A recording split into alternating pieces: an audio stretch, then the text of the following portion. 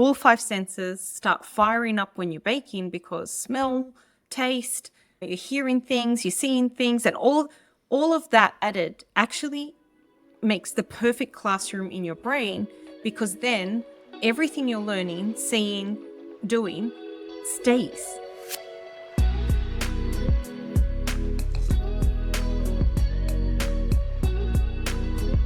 Hey everyone, welcome back to the OpenEd podcast. Charlie Deist here, and I'm joined today by Daniella Park.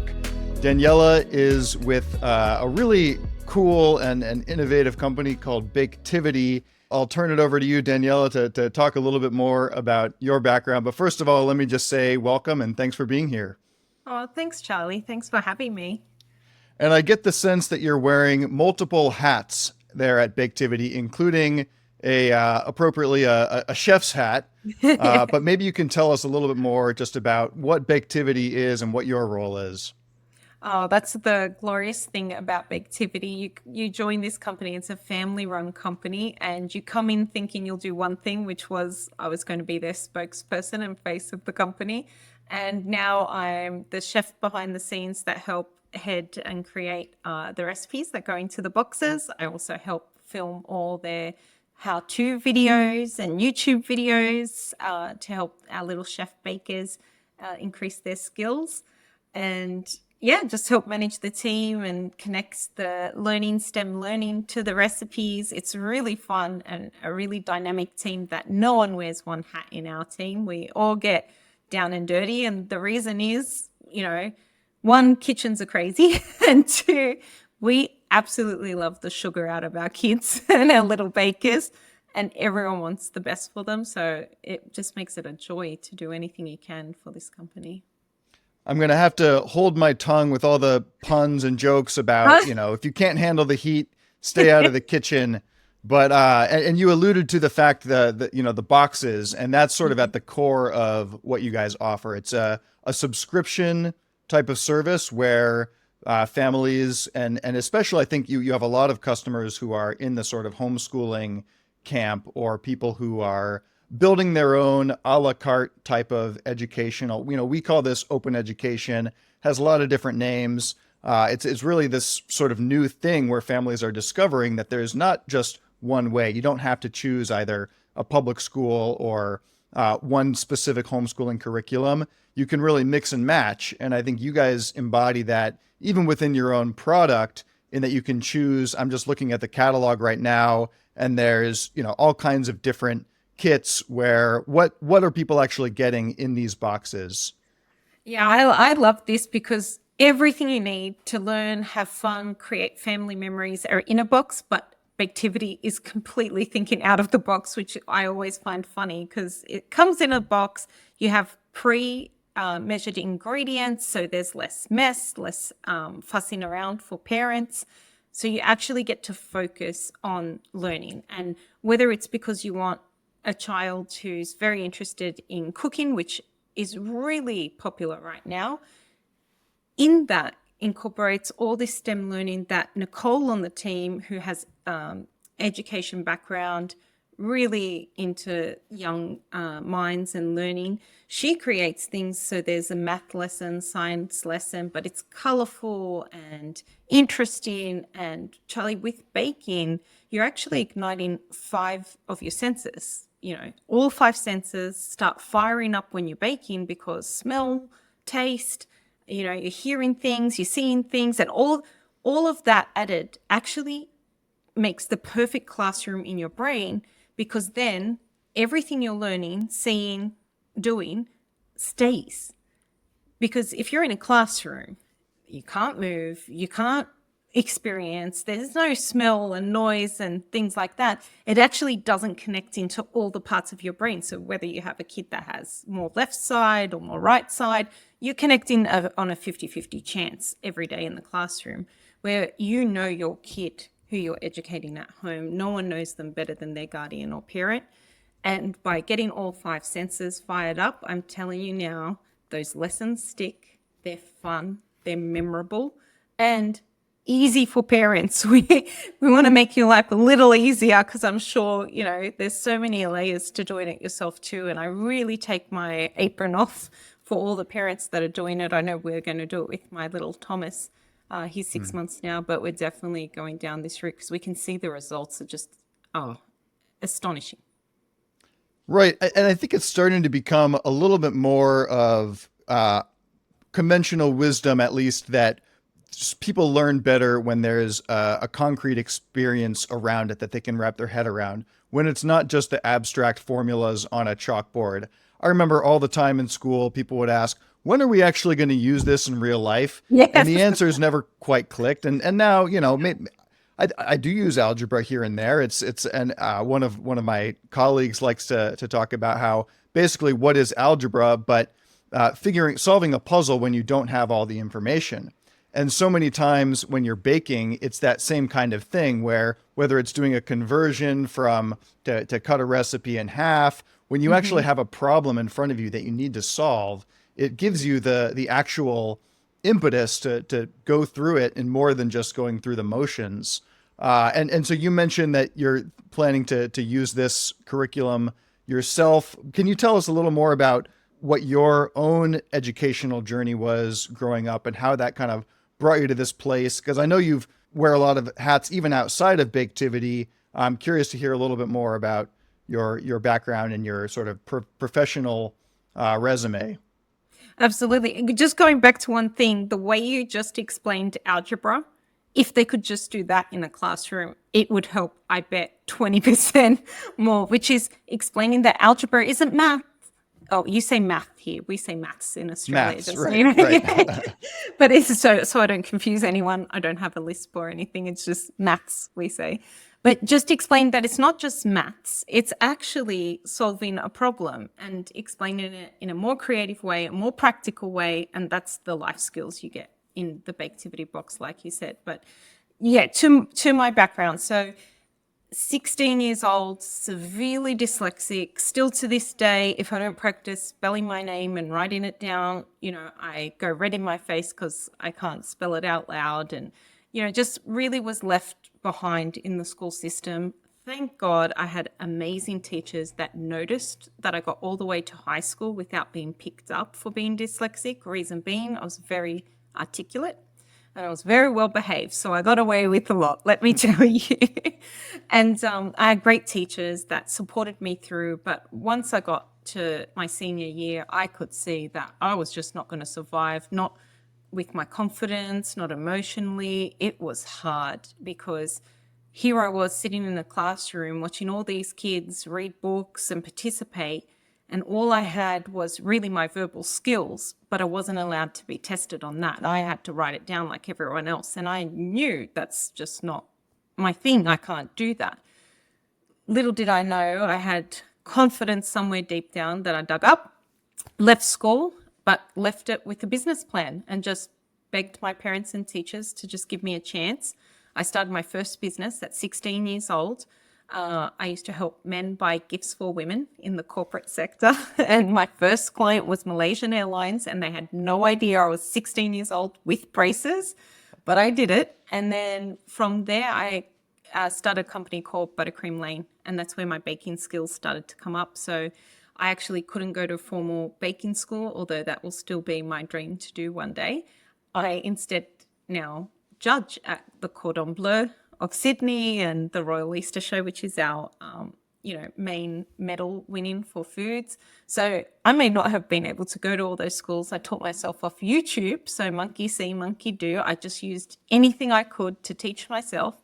And I opened up a store that became quite famous. I was on morning TV, newspapers, magazines. I got to cook cookies with the Cookie Monster from Sesame Street, and I've been to Hugh Jackman's house to make him his Christmas Eve treats, and they're friends of ours because I also represent their charities for Adopt Change and Hopeland here in America to help kids all have safe, nurturing homes. So all that led to then meeting Baketivity, and they sent me a kit to use, and I was not interested in taking up work in the US. I was wanting to have a rest, and they said, please just bake our recipe. We have a really good story. We really love kids. We know you do too. Could you just bake it? So they got me in like that. I baked their gingerbread house, I'll never forget. And There was no way I thought this little red box with these pre-measured ingredients. So they still do the raw ingredients. So you're still learning a from scratch recipe, which is so important because we're losing that life skill of passing on classic recipes. Every child and adult should know how to make a classic cake, a classic bread, a classic pastry, and then all the exciting stuff on top. But really don't lose that. It has history, it has stories, it makes you more intelligent, I promise you, because you're working out fractions and science and all sorts of things. And it does help those who aren't interested in reading practice reading because you're actually interested in something. So therefore, you're more willing to try. And with Baketivity, we've got, this is the part that really got me because I'm dyslexic. It has a picture for each step. It has color-coded stickers on the bags that match the color-coded word in the recipe. So, like, number one, that just took so much pressure on me trying to check that I'm doing the right thing. It just made it more enjoyable. And then they have a QR code that you scan, and there's a how-to video showing you step-by-step that you can play and pause and fast forward and rewind for however you need, whatever speed you're at. And it's really extensive. And then through the years of being with them, they've really grown their STEM learning side, which I hope to activate in video for them soon, because that's becoming even more popular. So yes, these kids want to get in the kitchen, and yes, the parents are loving putting them in the kitchen because it's engaging and locks their attention in. And I don't know if you know, but especially for boys, research shows working with the little boys side by side, so not face to face, where the teacher's at the front of the classroom, child sitting and facing, but instead at a kitchen counter where you're side by side, a little boy is more likely to interact because girls interact in classrooms. They're fine in different settings, different positions, but we're really seeing these boys interact a lot better because they're side by side and they'll talk more, they'll engage more because they're not so put on the spot. And it's really interesting to see all the different dynamics between the little kids and their personalities and their learning abilities. But I know in my live classes, because when you get a subscription with us as well, you can get individual boxes, but I have live classes every month. And oh my gosh, it's like my favorite time of the month because there's like 100 kids or sometimes a little more. But we get to know each other over the year and you watch their skills increase. But I have special needs kids in my classes as well. And the beautiful thing is they can all work together seamlessly. And the other kids help the other kids. It's such a beautiful way to connect. I'm thinking back now to my own schooling, and there would be times I remember making, wild rice recipe that was apparently from the Native Americans of my time. And I remember these things. I don't remember very many projects from fifth grade. I also remember the time in high school when my buddy and I made churros for some kind of Spanish class question, and I think we ended up scalding ourselves with the hot oil. So that might be one to a very leave important for the life advance. skill. Indeed, yeah. No, we learned, and actually the problem was that we deviated from the template on that one. We tried to make a donut instead of using the little star-shaped extruder, and so that one exploded. But I love that, Charlie. That's exactly what you should be doing, though. You should be making mistakes. I tell my kids in the class all the time, now's the time. Make the mistakes now. Right. Like, because I'm here, so I'll teach you how to troubleshoot. Don't you think those skills for open learning is so much more important than stick to the curriculum? Here's what you must learn. You must get it right. Here's your tick or here's your cross. No way. Make the mistake. You put too much sugar. You didn't measure that right. Or butter, because we already measured the sugar for you. But you put too much butter. Let's see. Try this, and that. And then they come back to you and say, it worked. Okay, now you know a new thing. When you make a mistake in a recipe, try that. And the other kids learn and things like that. It's just make mistakes. Please make mistakes. Yeah. And it's even a kind of version of the scientific method of trial and error, and you test a hypothesis.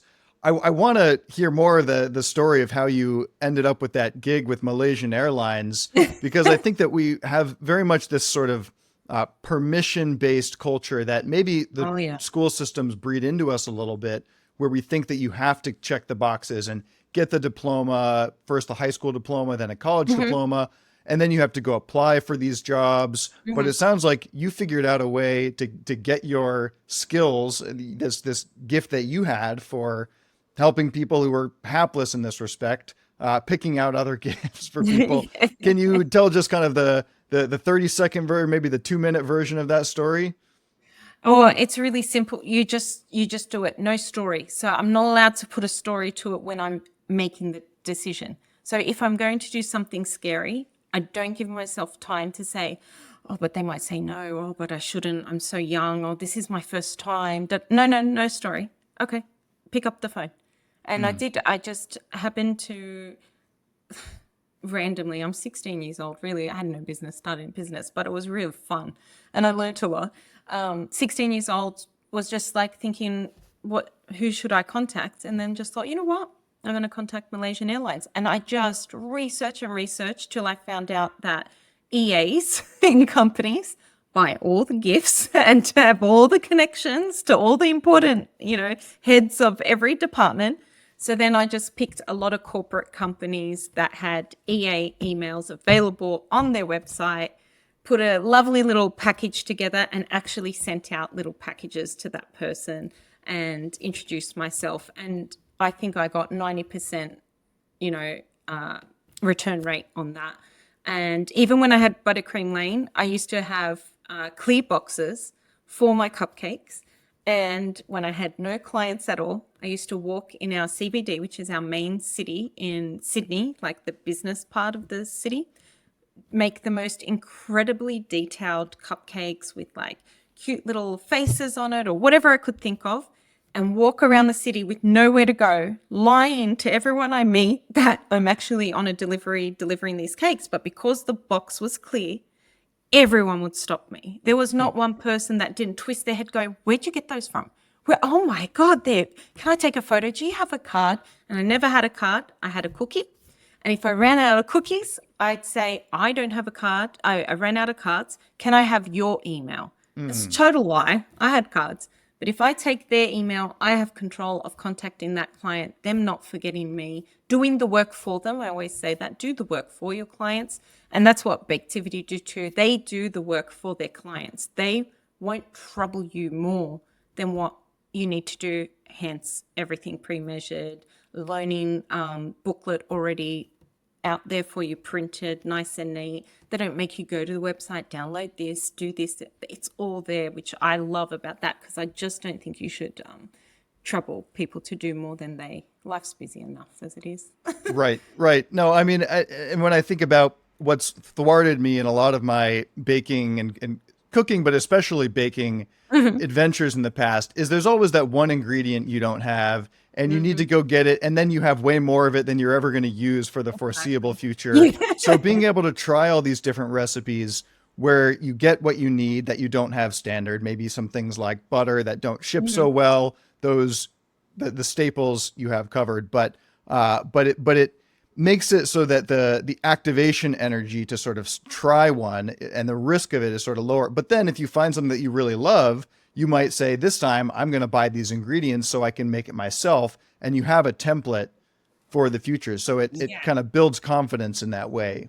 And we gift you that recipe for life. So once you buy our bagel kit, you have that recipe for life. We want you to have family recipes. So we even have a Baketivity Kids cookbook with all our kids that sent in recipes from home. And we have a family cookbook, and that's really important. And the kids do try other kids, recipes and post them and share them and things like that.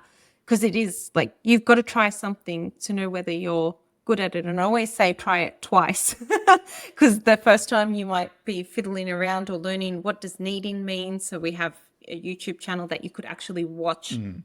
a clip on how to knead, and really sharpen those skills, because they are important, and you will learn a lot of things from it, but also you'll learn patience, which I think really, in a world where kids are fixated on the screen, and my heart aches for Mhm. parents that I do see that, they try so hard to keep them away. It is almost impossible to do that right now.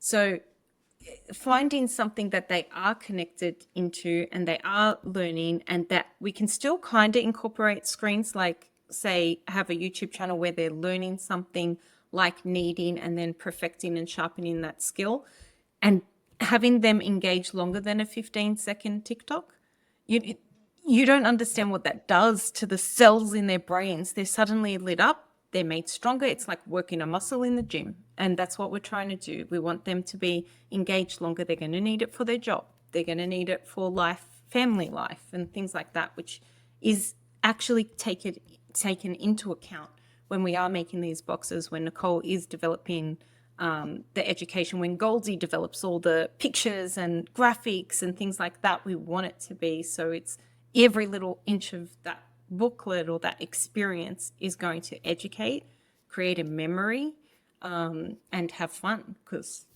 I learn more things when I have fun.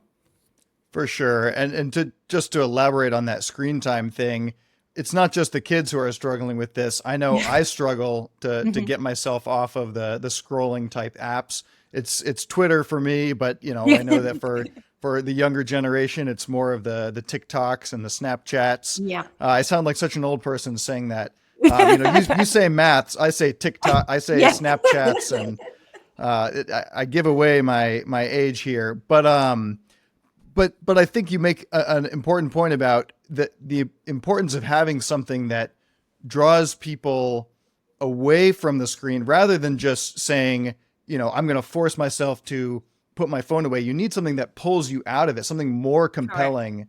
And those activities, especially in a sort of educational context, can be hard to come by. I know that for myself, I need to structure my life in a way that it needs to be interesting enough to so that I don't just get stuck in that lowest common denominator activity of scrolling. You also alluded earlier in your story to some of these other opportunities that you've had to work with Sesame Street and Hugh Jackman, I think you said. Yeah. I mean, those I'm sure are whole stories unto themselves. But I'd love to hear more of your kind of life lessons and philosophy of how to, what it looks like to follow your passions, and that's obviously taken you in some pretty interesting places. Whereas if you had just sort of followed the path that was laid out for you by society or by the system, you might not have had those opportunities. But what would you say? What's your advice to a 16-year-old who maybe has a passion or is looking to take the uncharted course? Yeah, absolutely. I had a similar chat to my 16-year-old nephew, who I won't name. I'll give him some privacy. But we just had a chat about this because he is going through whether to leave school or stay. And he is a laborer on the weekends just to earn money to try and get him used to the, life outside of school. And he absolutely hates school. He's the smartest kid you could ever imagine. I'm talking articulate, the way his brain thinks, he can engage in conversation. So he's got all the right ticks for he's going to do great in a career. And I told him to keep one of the bricks that he is moving, because he was like, I have to move, 5,000 bricks and this is so boring. This is never going to get me anywhere in life. I go, actually, it is. Keep one of those bricks and we will store it. And I promise you, when you're at the place that I think you want to be right now, I'm going to gift you that brick and we're going to put it in your office and then we'll paint it gold. And he was like, oh. And I said, yeah, you're learning something now. You just don't know what you're learning. So I think really like telling kids, don't give up just because it's boring right now, or don't give up just because you are stuck in the school system. Find creative ways outside. So if you have to stay because that's the only way you can, get through, or you don't have the opportunities, find things like Baketivity and do that on the weekend, because you will spark your joy again. You will see how smart you are. You will see how intelligent and what new things you can learn. And if that can hold you through till you can get to your window of opportunity, then that's what you do. You start searching for those little things outside. For the kids that do get to do this and have that open education that we're loving right now, then, engage as much as you can, join live classes where you can, join talks and go meet people. If you're interested in a job, ask your parents to reach out to that person. If it's a doctor's office, fire station. You'll be surprised how many people would be so loving and open to have you come in and experience a day or a piece of time with them, which is so important. And that's what's going to get you, to where you want to go. I said yes to everything. Sometimes it worked, most times it did. And sometimes it killed me, but it gave me lessons. Just say yes. Don't worry about the fear. Don't worry about the lies you tell yourself that you can't, you shouldn't, da da da. Just say yes.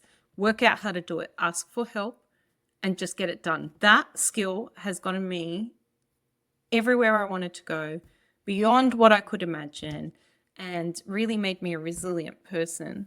But Charlie, the funny thing is, not just the 16-year-old needs to hear that, the parents of kids, especially the parents of kids with learning disabilities, I always speak to them and I always say, please spend 80% of your kids' week on things that they are interested in and good at. Don't worry about if it has education to it even. If he or she likes to ride a skateboard, spend 80% of their week riding a skateboard or learning about skateboards and when they come down the slope, what's the angle and speed and how does that affect it? Oh, how interesting. Should we go try that? Let's see how fast you go down. Oh, I wonder if, this wheel lifts up and that's aerodynamics. And I don't know anything about skateboards, but if my son was into it, I'd make the effort to know.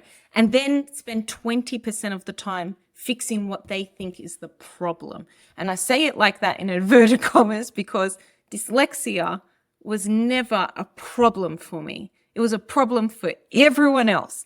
I love it. I have to work 10 times harder than everyone else, which gives me a drive edge further than any colleagues I have. It, motivates me to learn things different ways. It helps me connect with people differently. It's given me so much. Everyone else had a problem with my illiteracy. I think it was a gift. I've used it to the best I can. And that's why I really tell parents, please, please, please, I know it's extra work on you, but you worrying and being scared for your child's future is so much more energy than you finding out how a skateboard works and engaging your kid that way. And then don't just sit there at a desk telling them. Take them out to the skate park and practice it and take photos of them and videos to show them. And, everyone's savvy now, draw little graphs and arrows. Oh, let's measure. Okay, so if that angle was a 45-degree angle and put a maths lesson in it, I bet you could do it. And then when you need help, go to people like us, like Baketivity, and get a kit and say, oh, here's a reward. You learnt this, this, and that. Let's bake something together. Bake it and then sneak the STEM lesson in there because it works. That's awesome. That was just that was the icing on the cake, we'll say. What I take away most from this is just the idea of saying yes to everything, and not necessarily letting the dictates of the people around you determine your future. And of course, as Eli from Baketivity would say, let's bake it big. Yes. Bake the world a better place. His brother Minnie always says too, they're just such gorgeous people, them and their partners and wives and families. Do you know their kids even test my boxes? So Really? When I do a recipe, yep, and they're very good at giving feedback. Okay. Even the CEO, the founders' kids, they'll test the boxes, tell me what they think. And that's why I say it's not just a pretend family business. They're really involved. And that's just so much love poured into this. So people who want to learn more, they can go to baketivity.com. That's pretty much spelled like it sounds. And anywhere else, anything else that you'd want to direct them to, social media or otherwise? Yeah, definitely. There's Baketivity on Instagram. We have a private baking group on Facebook, and it's, again, Baketivity. But please join it because even if you want to ask questions about, family meals or you're baking something and need help, we're all inclusive. Join the baking family, ask us what you need. We want to help you on your journey in the kitchen because the kitchen's the heart of the home. So definitely pop in. Right on. All right. Daniela, thank you again for taking the time. This has been an amazing conversation. I feel inspired. I'm going to be saying yes to more things. So thanks again, and let's bake it big. Thanks, Charlie.